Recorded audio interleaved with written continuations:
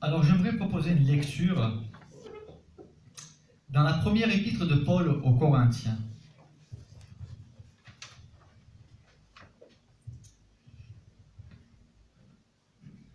Ce n'est pas pour baptiser que Christ m'a envoyé, c'est pour annoncer l'Évangile.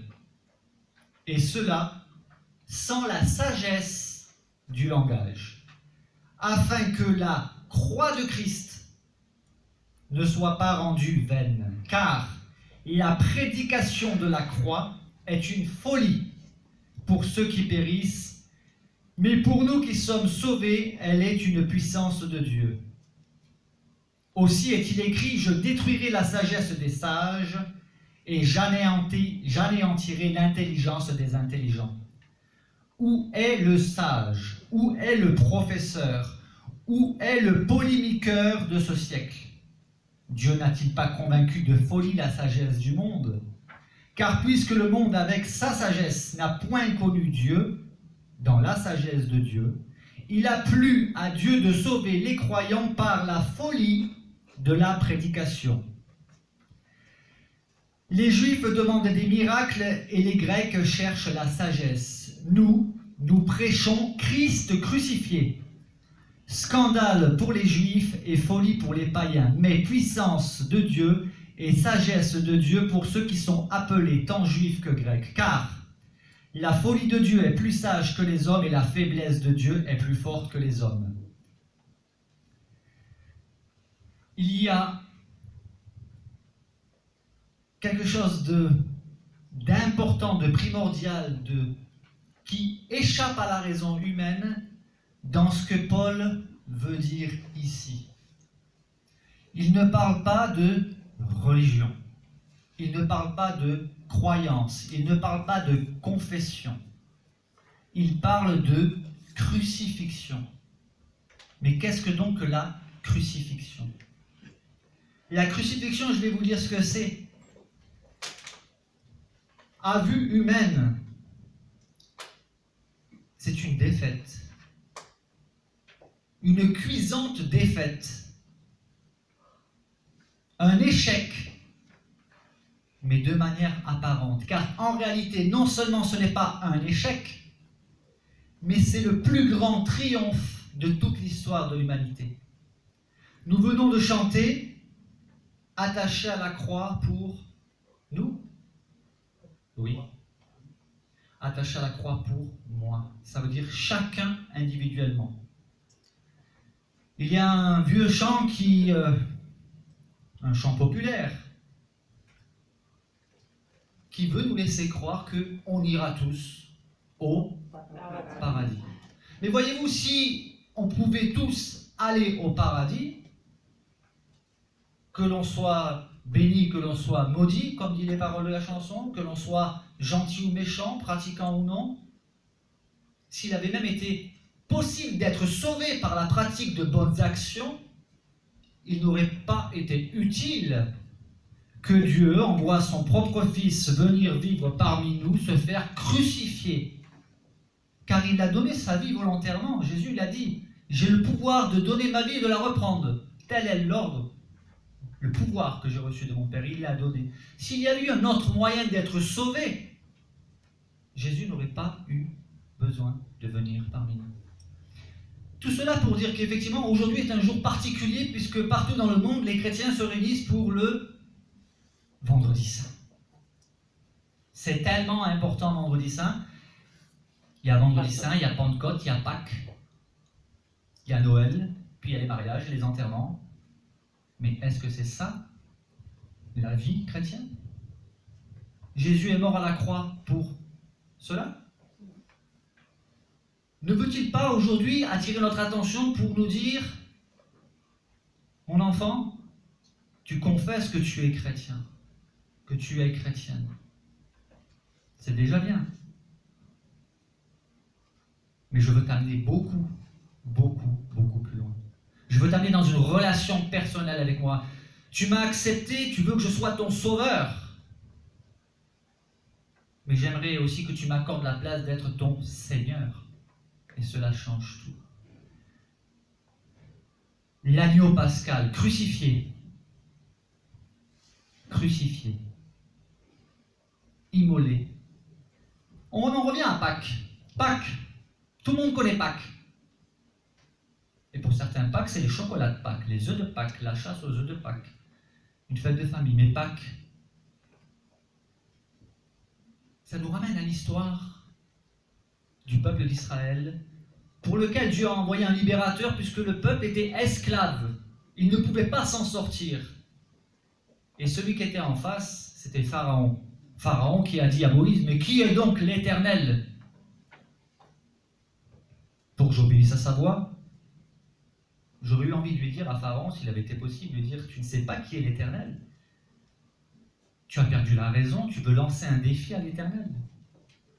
Tu vas apprendre à tes dépens qui est l'Éternel. Et effectivement, il y a eu les 10 plaies d'Égypte. Et la dernière plaie, c'était quoi? La dernière plaie, c'était l'ange exterminateur. Quel était le seul moyen d'être sauvé? Il fallait être un bon pratiquant? Non.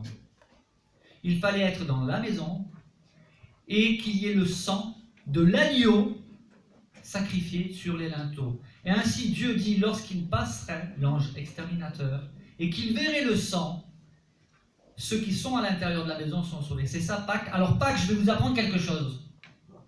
Pâques, ça veut dire passer par-dessus, passer outre, et je vais employer un mot encore plus simple. Pâques, c'est épargner.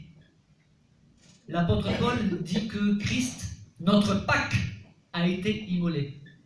Et aujourd'hui, c'est cela, crucifié. L'apôtre Paul ne prêchait pas les miracles extraordinaires qu'il vivait, il aurait pu. Ni lui d'ailleurs, ni les apôtres. Il prêchait, il dit, nous prêchons Christ crucifié. Mais c'est une folie. Un scandale même. Pourtant, c'est le seul moyen d'être sauvé. C'est le seul moyen d'être épargné. C'est cela, Pâques. Il faut le rappeler. Et aujourd'hui, nous rappelons cette fête. Parce que oui, c'est une fête. C'est une fête qui a coûté très cher. Certains disent, mais c'est tellement facile. Il suffit de croire en Jésus pour être sauvé. Le prix de notre salut a été payé très cher. Le verset central de l'Évangile, d'ailleurs la Bible est christocentrique. Jésus-Christ est au centre du message biblique. Dès le livre de la Genèse, il y avait une prophétie qui annonçait que Jésus triompherait.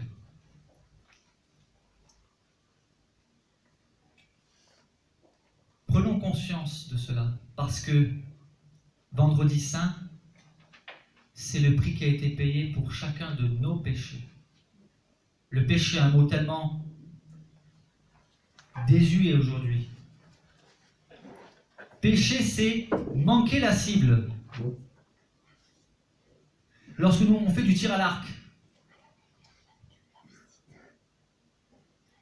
lorsqu'on fait du tir à l'arc, et qu'on loupe la cible, ne vous laissez pas distraire, s'il vous plaît. Lorsqu'on loupe la cible, on dit il a péché.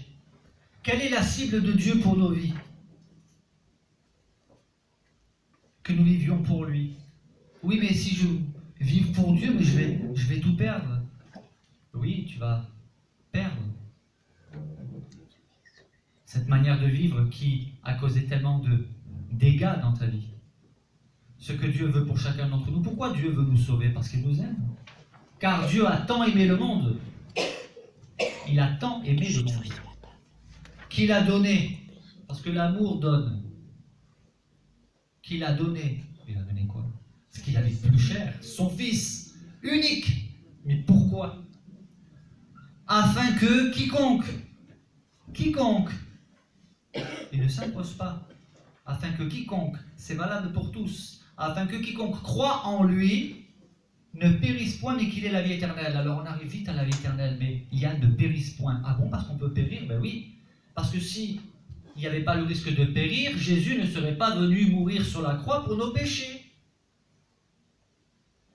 C'est d'une logique tellement implacable, et qui pourtant nous échappe. croyant, oui, mais je ne suis pas pratiquant. C'est comme le boulanger qui ne fait pas de pain. Ça, en fait, ça ne veut rien dire, croyant, pas pratiquant. Une croyance intellectuelle. On confond croyance et confiance. J'aime bien cette histoire de ce funambule très doué qui traversa une montagne sur un fil. La foule en bas était impressionnée. Il amena l'exploit encore plus loin avec une brouette remplie de sable. Tout le monde était impressionné. Et il s'adresse du haut de son fil de funambule à la foule, qui est enthousiaste. Croyez-vous que je suis capable de traverser, non pas avec du sable, mais avec une personne dans la brouette? Mais oui, on voit combien vous êtes doué. Oui, je crois. Tu crois? Monte dans la brouette. Du coup, plus personne ne croit. Différence entre croyance et confiance. Le Seigneur attend de nous un engagement de cœur total. Le chrétien ne fait pas de bonnes actions pour acheter le paradis. Il ne fait pas des bonnes actions parce que le paradis n'est pas à vendre. Hein. J'aimerais quand même le rappeler. Le prix a été payé. Il n'est pas à vendre à cause de bonnes actions. Vous savez, moi je fais du bien aux pauvres. Les pharisiens donnaient aussi de l'argent aux pauvres, mais ils faisaient du bruit pour qu'on voit qu'ils donnaient de l'argent aux pauvres. Vous avez des gens comme ça. Vous savez, nous on a adopté beaucoup d'enfants. Nous on est très pratiquants. On aide les pauvres, et la Ligue pour ceci, et la Ligue pour cela. Et on en est fiers, c'est bien. Mais les bonnes actions, c'est pas une monnaie d'échange contre les mauvaises. Ah mais moi je fais rien de mal. Oui, selon vos critères à vous. Et selon les critères de Dieu. Quelle est la règle que nous prenons pour mesurer? Une règle juste? Une règle humaine ou la règle divine? Or, la Bible nous dit que Dieu a tout enfermé sous le péché. Pourquoi? Afin que nous prenions conscience que nous ne pouvons pas nous sauver par nous-mêmes. Raison pour laquelle il fallait un sauveur. Jésus signifie Dieu sauve. Emmanuel, Dieu parmi nous. Mais pour accepter d'être sauvé, il faut d'abord être conscient qu'on est perdu. Si vous jetez une bouée à quelqu'un qui est en train de nager, pour l'instant il nage encore, hein, mais il n'y a aucun endroit où il va pouvoir poser pied. Vous le voyez, vous êtes un professionnel, vous êtes en pleine mer, vous voyez quelqu'un qui est en train de nager. Vous lui lancez une bouée, vous dites « Ah, moi j'en ai pas besoin, je vais nager. » Oui, mais à un moment donné, tu vas te fatiguer, tu vas pas être sauvé, mais s'il n'accepte pas la bouée, il sera perdu.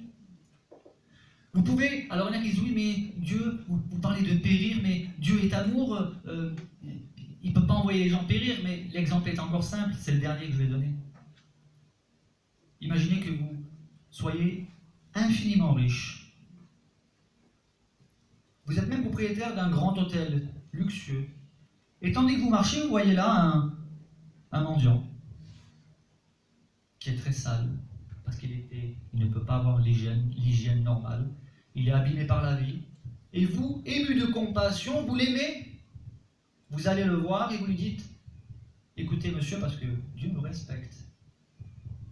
Et on doit respecter les personnes qui sont dans des situations comme celle-ci. » Et par amour, vous dites « Voilà, à partir d'aujourd'hui, vous n'avez plus besoin de rester ici. Vous voyez l'hôtel en face? Il suffit, vous y allez, en mon nom. Vous pouvez y rester, y demeurer autant de temps que vous souhaitez. » Ah bon, et c'est... Comment est-ce possible? Ben, je vous le dis. Bien, malgré tout l'amour que vous pouvez avoir pour cette personne, si elle ne se lève pas, si elle ne se rend pas dans l'hôtel, elle sera dans sa situation. Est-ce que vous allez la forcer? Est-ce qu'on va la tirer, forcer à aller dans l'hôtel? Oui, ou dans le confort? Non, sinon on ne respecte pas sa liberté. Or, Dieu nous a créés libres. De la même manière, Dieu nous dit, voilà, j'ai donné mon Fils unique pour vous, pour chacun d'entre vous, pour payer une dette que vous ne pouvez pas payer, la dette du péché.